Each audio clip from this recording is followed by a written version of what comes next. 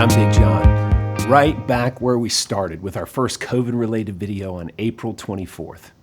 In that video, we laid out 4 principles and a promise that were going to guide our decision-making process through this crazy season. I could have never imagined how valuable those principles would turn out to be. They became like an airplane's instrument panel, guiding us through the fog of this pesky pandemic. The principles were as follows: that we were going to trust God no matter what. If God said go, we were going to go. If God said stop, we were going to stop. We didn't have to understand it. We didn't even have to like it, but we were going to trust. We were going to obey authorities. Whatever we had to do to stay in compliance, we were going to do it. We even created a set of super cool hygiene rules in accordance with the governor and the CDC, and we stuck to it. We were going to value people. We canceled every camper that didn't feel comfortable coming, no questions asked. We refunded every dollar of cancellation fees, no questions asked. We covered the cost of every camper that asked for financial assistance, no questions asked. We valued people. And we gave camp every opportunity to happen.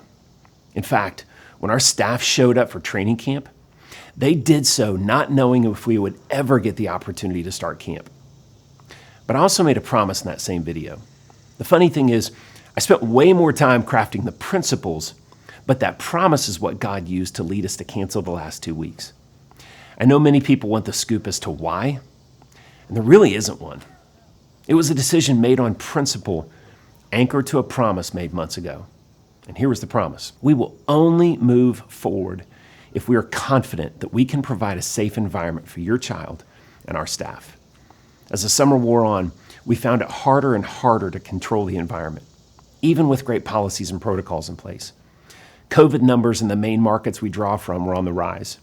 Teens are much more independent, meaning there was an increased risk of exposure between testing and arrival at camp.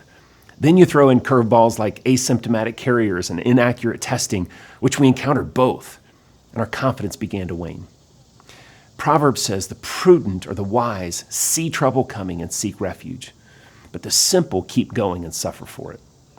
Ultimately, we made the decision to shut down because we saw trouble coming, and we no longer felt confident that we could provide a safe environment for your camper and our staff like we promised to do. To our campers, parents, and partners, I totally understand how disappointing this news was to hear. I'm not only a camp director, I'm a dad. My kids were supposed to come. My nieces and nephews were supposed to come. The kids of tons of my friends were supposed to come. These last 2 weeks are always 2 of the best weeks. I understand it stinks.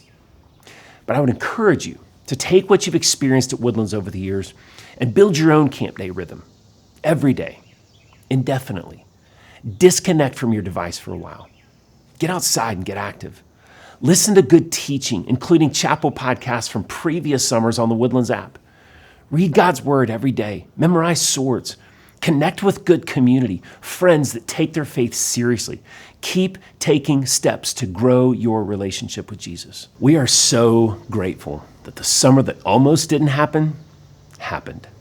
And although it was our lowest attended summer since 2009, we still had 2,200 elementary, middle, and high school students that were able to attend Woodlands in a year when most camps had to shut down, experienced the most epic, incredible, dare I say, unforgettable week of their life, and heard about Jesus. In fact, 237 of those campers made the decision for themselves to accept God's free gift of salvation. So for all the heavy lifting it took to operate in the midst of a global pandemic, it was worth it. Finally, thank you. Thank you for bringing a friend to Woodlands. Thank you for your prayers. Thank you for your support. Thank you for cheering us on. Thank you for your understanding. I know it seems like a long way off, but we'll be ready for you in summer 2021 with a whole new batch of impactful moments and unforgettable memories. Until then, keep doing justly, loving mercy, and walking humbly with God. Have a great summer. We'll see you next year.